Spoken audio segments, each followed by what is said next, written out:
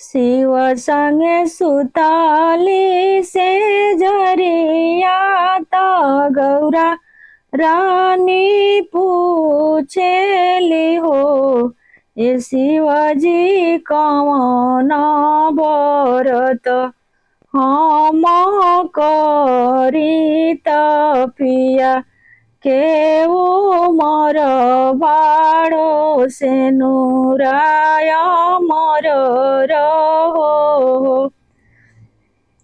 शिव संगे सुतली से जरिया तो गौरा रानी पूछेली हो, ए शिवजी कौन व्रत हम करी तपिया के मोर बड़ी सिंदूराय मोर रही हो। एतना वचन शिवजी सुनले तो मने मुसुकाइले हो, ए गौरा तीज के व्रत तू करी तपिया के मोर बड़ी सेनु राय मोर रही हो। एतना वचन शिवजी सुनिले मने मुसुकाइले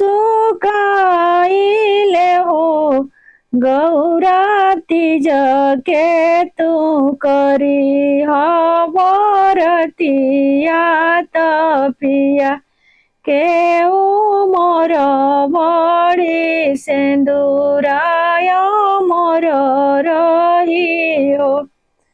तीज के व्रत बड़ा पावन लागे मन भावन हो, गौरा निरजल रहिया निराहार त शिव के पूजन करिह सोर हो सिंगार करिह हो। तीज के व्रत बड़ा पावन लागे मन भावन हो, गौरा निरजल रहिया निराहार त शिव के पूजन करिह सोर हो सिंगार करिह हो।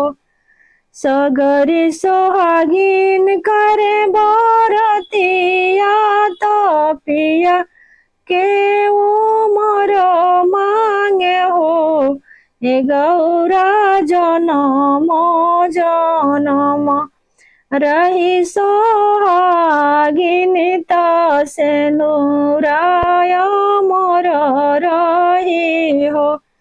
सगरी सोहागिन करे बरतिया तपिया के मोर मांगे हो, ए गौरा जनम जनम रहिया सोहागिन त सिंदूराय मोर रही हो। गौरा तीज के व्रत तू करी तपिया के मोर बड़ी हो। गौरा तीज के व्रत तू करी तपिया के मोर बड़ी हो।